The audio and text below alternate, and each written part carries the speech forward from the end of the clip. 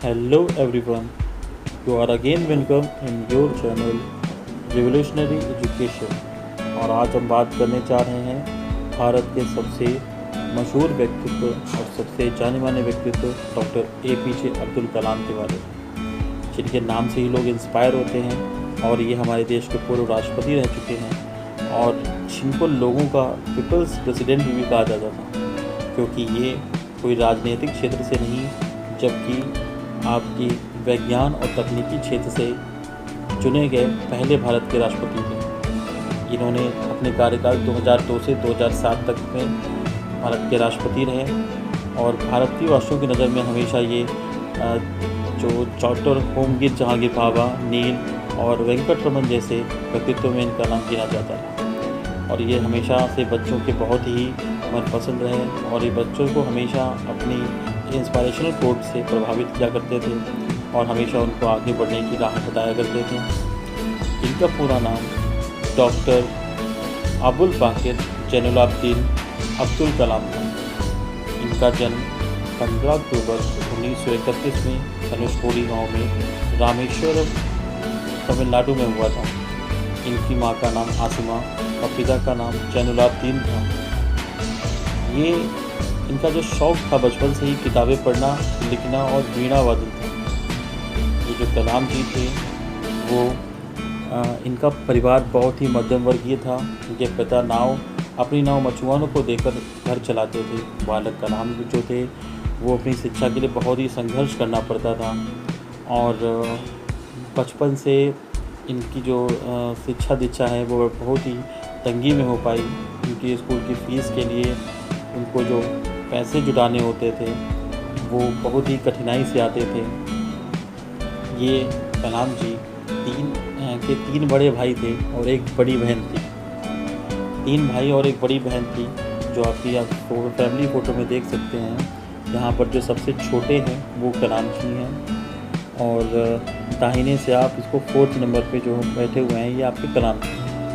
ठीक है, ये बहुत ही इनका परिवार बहुत ही मध्यम वर्गीय था और ये इनके पास बहुत पैसे नहीं हुआ करते थे। अब्दुल कलाम जी का प्रारंभिक जो शिक्षा हुई वो रामेश्वरम के एलिमेंट्री स्कूल से हुई थी। 1950 में तक जो इन्होंने शिक्षा ग्रहण की उसकी जो उन्होंने फीस का इंतज़ाम किया वो खुद से अखबार बेच के किया। ये अखबार घर जाके बेचते थे और अब्दुल कलाम जो है पेपर बॉय बन के उन्होंने अपनी शिक्षा दीक्षा के लिए जो भी पैसा अर्जित किया उसे अपनी शिक्षा दीक्षा में करा। उसके बाद 1950 में कलाम जी ने BSc की परीक्षा सेंट जोसेफ कॉलेज से पूरी की। इसके बाद 1954 से लेकर 57 तक मद्रास इंस्टीट्यूट ऑफ टेक्नोलॉजी में MIT से एरोनॉटिकल इंजीनियरिंग में डिप्लोमा किया। बचपन में उनका सपना था कि वो बड़े होकर कोई फाइटर पायलट बने, लेकिन समय के साथ सपना बदल गया और वो फाइटर पायलट ना बनकर विज्ञान और तकनीकी के क्षेत्र में और आगे बढ़ गए। 1958 में कलाम जी TTP, DDT और P में तकनीक में वरिष्ठ वैज्ञानिक के रूप में कार्य करने लगे। यहाँ रहकर उन्होंने विक्रम साराभाई जो कि इसरो के संस्थापक सदस्य थे उनके साथ रॉकेट के जो इनिशियल मॉडल है उस पर काम किया और उन्होंने उस समय तकनीक के ना होते हुए भी उसको बहुत ही मेहनत से, बहुत ही सूझबूझ और अपनी चतुराई से अपना जो मॉडल तैयार किया और दिन रात एक करके उसके बारे में सोचते रहे। इन्होंने जो प्रोटोटाइप क्राफ्ट के लिए जो तैयार वैज्ञानिक टीम है उसका भी नेतृत्व किया। कैरियर की शुरुआत में जो अब्दुल कलाम जी थे इंडियन आर्मी के लिए एक स्मॉल हेलीकॉप्टर भी उन्होंने डिज़ाइन किया।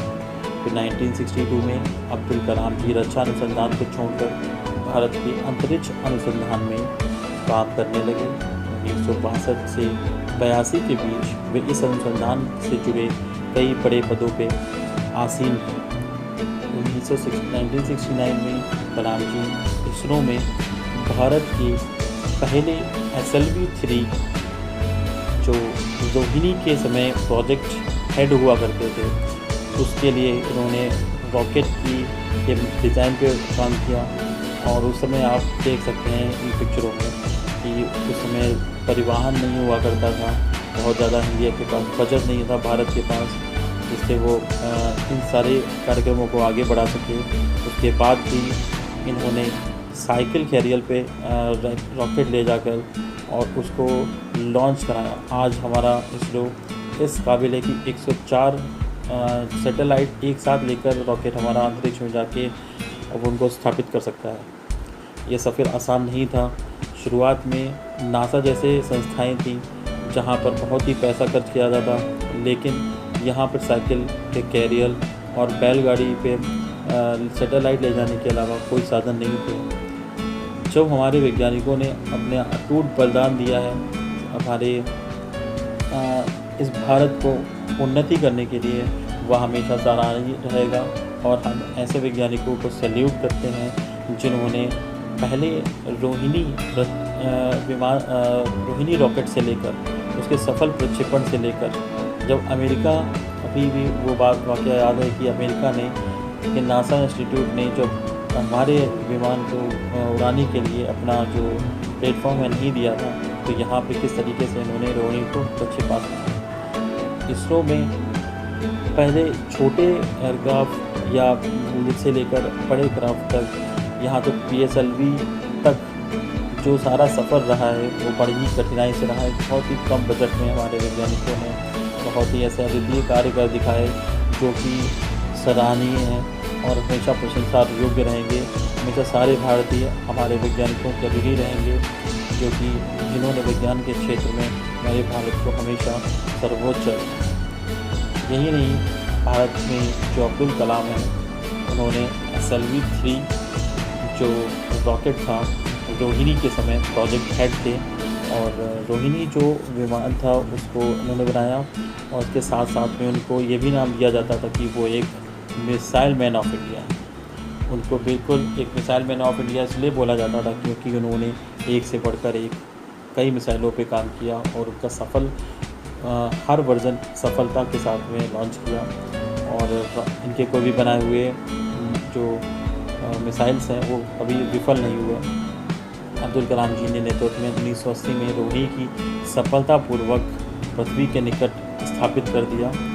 1980 में जो रोहिणी रॉकेट उन्होंने लॉन्च किया था उसका डिज़ाइन आप देख सकते हैं। ये किस तरीके से हर वर्जन इंक्रीज़ करते हुए इन्होंने फाइनल उसको लॉन्च किया। और इस महत्वपूर्ण योगदान के लिए 1981 में भारत सरकार में इनको रत्न से भी नवाजा। और इनका जो शौक़ था वो वीणा वादन का था। खाली समय में घर में ये बैठकर वीणा बजाया करते थे। और वीणा के शौक़ के साथ साथ में आप देख सकते हैं पिक्चर में ये कितनी सारी किताबें आसपास रखी हुई हैं। किताब पढ़ने का बहुत ही शौक़ था और ज्ञान विज्ञान के क्षेत्र में ये इन्होंने ऐसी कोई किताब ना थी जो कि पढ़ी ना हो। और ये बहुत ही साधारण स्वभाव के थे। और जब ये सफल होकर इन्होंने राष्ट्रपति पद संभाला तब भी इनके यहाँ पे किताबों की लाइब्रेरी के साथ वीणा रहती थी, जिसका कभी कभी ये इसको वीणा वादन भी किया करते थे। जब उनको कई सारे पदक मिले, जिसमें पद्म भूषण भी एक है। डॉक्टर किया नारायणन आप देख सकते हैं, इन्होंने इनको पद्म भूषण से सम्मानित किया। और हमेशा माता मैंने ये जो इसके बाद में इनका कहना था कि अच्छे बुरे को समझाने की शिक्षा दी थी इनकी माता ने। और पढ़ाई के प्रति जो रुझान था वो भी जो है इनकी माता ने कहा था। पहली बार इनकी माता ने इनको पढ़ने के लिए लैंप खरीद के दी थी, जिससे ये रात के 11 बजे तक बैठ के पढ़ा करते थे। और हमेशा इनकी मनपसंद एक चीज़ थी कि इनको शिक्षक कहलाना बहुत पसंद करते थे। जो अब्दुल कलाम जी थे 1982 में रक्षा अनुसंधान में कार्य करने लगे, डायरेक्टर के बना दिए गए। और उसके बाद integrated guided missile development programme में शामिल हुए। उसके बाद इन्होंने इसको सफलतापूर्वक पृथ्वी और आकाश प्रक्षेपण में कलाम जी ने बहुत ही महत्वपूर्ण अपना योगदान दिया। 1992 में अब्दुल कलाम जी रक्षा मंत्री में विज्ञान सलाहकार तथा रक्षा सौदा विभाग के सचिव बना दिए गए। 1999 तक कार्यरत रहे। भारत सरकार के प्रमुख वैज्ञानिकों की लिस्ट में इनके नाम थे। 1997 में APJ अब्दुल कलाम को विज्ञान एवं भारतीय रक्षा के क्षेत्र में योगदान के लिए भारत के सबसे बड़े सम्मान भारतीय रत्न से भी नवाजा गया। ये कहा करते थे कि if you want to shine like a sun first burn like a sun, आपको जलना पड़ेगा। लाइक अस 2002 में कलाम जी को भारतीय जनता पार्टी समर्थित एनडीए पार्टी है जो भारतीय जनता पार्टी की ही विंग है क्या, एनडीए में ही सारी पार्टियां आती हैं। उन्होंने अपने दल से इनको राष्ट्रपति उम्मीदवार बनाया और उसके बाद 18 जुलाई 2002 को जो APJ अब्दुल कलाम जी ने राष्ट्रपति पद की शपथ ली। कलाम जी भारत के किसी भी राजनीतिक दल से नहीं थे।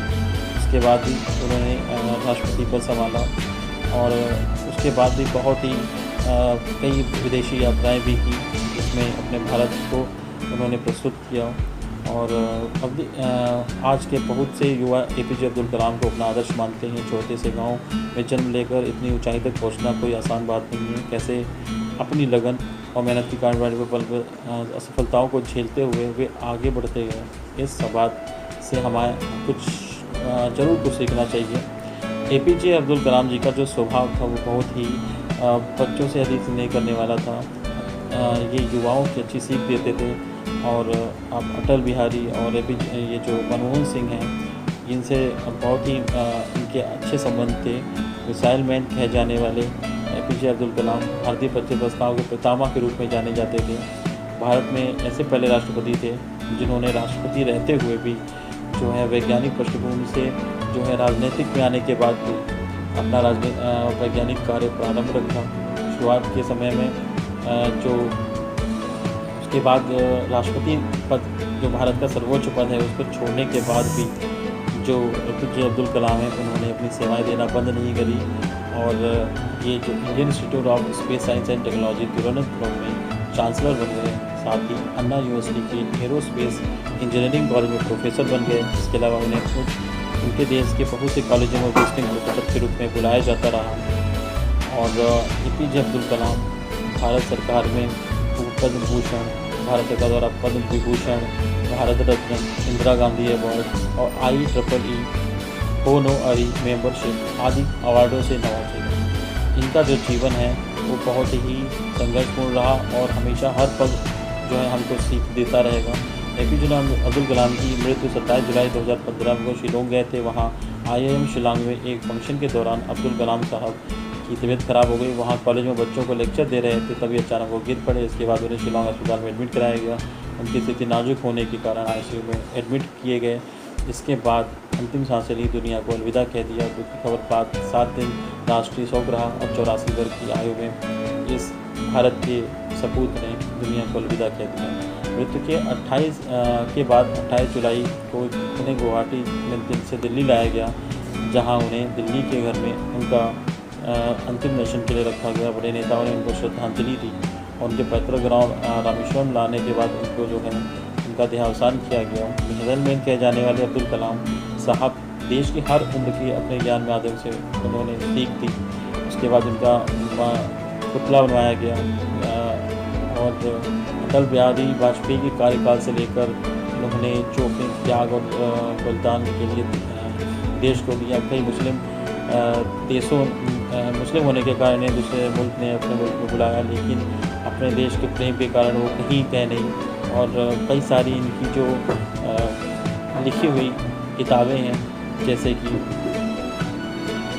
India 2020 a vision for the millennium, wings of fire, autobiography, ignited mind, mission India, inspiring thought, my journey, advantage India, reignited, कई सारी किताबें जो कि मैं आपको इस वीडियो के डिस्क्रिप्शन में इनको डालूँगा।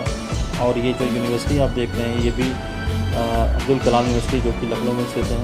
हमेशा अब्दुल कलाम जी हम सभी देशवासियों के मन मस्तिष्क में रहेंगे और हम ऐसे देश के सपूत को सैल्यूट करते हैं जिन्होंने माँ भारती के अपना सर्वोच्च बलिदान दिया। ठीक है।